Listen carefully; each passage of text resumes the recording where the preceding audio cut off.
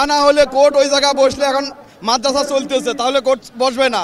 ইচ্ছাকৃতভাবে প্রজ্ঞাপন জারি করছে, তারা জানিয়ে শুনে প্রজ্ঞাপন জারি করছে।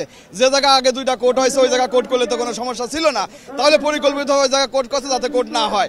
কারণ দীর্ঘ 3-4 বছর 5 বছর যাবত তাদের খালাস পাইছে, আজ 10 বছর খালাস পাইছে, তারা আজকে জেলে বন্দী রয়েছে। কেন তারা জেলে বন্দী থাকবে? যেহেতু তারা খালাস পাইছে কোর্টের মাধ্যমে, নির্দোষ তারা, তাই তাদেরকে বের করে দিতে হবে। তারা তাও দিচ্ছে না। আমরা যারা ঢাকার বাইরে ছিলাম তারা আমরা নির্দোষ সবাই বলছে, যারা যেমন মেজর জাহান শাকিল স্যারের ছেলে ব্যারিস্টার রকিরউদ্দিন আহমেদ বলছে যে এটা একটা পরিকল্পিত হত্যাকাণ্ড, এটা বিদ্রোহ নয়। তাহলে আমরা ঢাকার বাইরে যারা হাজার হাজার মিডিয়া ছিলাম তারা বিদ্রোহ আইনে বিচার করা হয়েছে, এটা তো তাহলে আমরা নির্বাহী আদেশের মাধ্যমে খালাস পেয়ে যেতে পারি।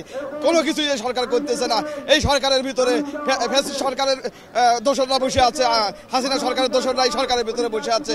তারা চাচ্ছে না এই নিরপরাধ বিডিআর মুক্তি পাক এবং চাকরিতে পুনর্বহাল চাক, এটা তারা চাচ্ছে না। কেন চাচ্ছে না আপনাদের মাধ্যমে আমরা জানতে চাই। আমাদের চাকরি তাদের কাছ থেকে আমরা একটা সুন্দর সুফল পাবো। আপনারা জেনে অবাক হবেন যে স্বাধীন তদন্ত কমিশনের নামে যে কমিশন গঠন করা হয়েছে সেই কমিশন একটা পরাধীনতার শৃঙ্খলে আবদ্ধ করেছে এবং হাসিনার সকল রায় বহাল রেখে কমিশনকে তদন্ত করতে বলেছে, যেটা দেখে আমরা আশাহত হয়েছি। আজকে আমরা শাহবাগে এসেছি, এটা জীবনেও কল্পনা করি নাই। আমরা হাসিনার পতনের সাথে সাথে আমরা চেয়েছিলাম যে আমাদের পুনঃ তদন্তের মাধ্যমে আমাদের নিরপরাধ সকল মিডিয়ারকে চাকরিতে পুনর্বহাল করা হবে। আমরা আশাহত হয়েছি, তারা আমাদের সাথে কথা বলে নাই বিধায় তারা আমাদেরকে আন্দোলনের দিকে ঠেলে দিয়েছে। আমাদের আন্দোলন অব্যাহত থাকবে যতক্ষণ পর্যন্ত সরকারের কাছ থেকে ফয়সালা না পাবো। আমাদের আন্দোলন ইনশাল্লাহ চলমান থাকবে, চলবে। স্বাধীন বাংলাদেশে আরেকবার শহীদ হব।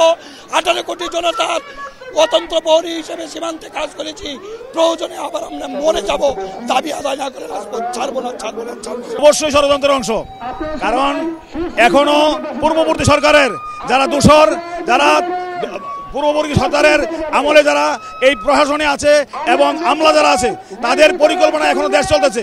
যদিও নতুন সরকার গঠিত হয়েছে কিন্তু তারা এখনো সেইভাবে তাদের আধিপত্য বিস্তার করতে পারে নাই। আজকে শুধু আমাদেরকে একটা মূল্য ঝুলিয়ে দেওয়া হয়েছে, শুধু বলা হয়েছে যে আজকে কোর্ট হবে, কিন্তু এটা পরিকল্পিতভাবে করা হয়েছে।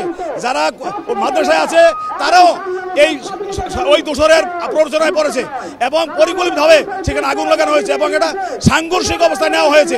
যারা বিডিআর ওইখানে কোর্টের মাধ্যমে কোর্টে যাবে আর তারা ওইখানে প্রতিরোধ করবে। এই দুই গ্রুপের মধ্যে মানে মাদ্রাসা ছাত্র এবং বিডিআরদের মাধ্যমে আরেকটা সংঘর্ষ ঘটানোর একটা সুপরিকল্পিত পায়তারা। আমরা বুঝতে পারছি এটা ষড়যন্ত্র, আর কিছুই না।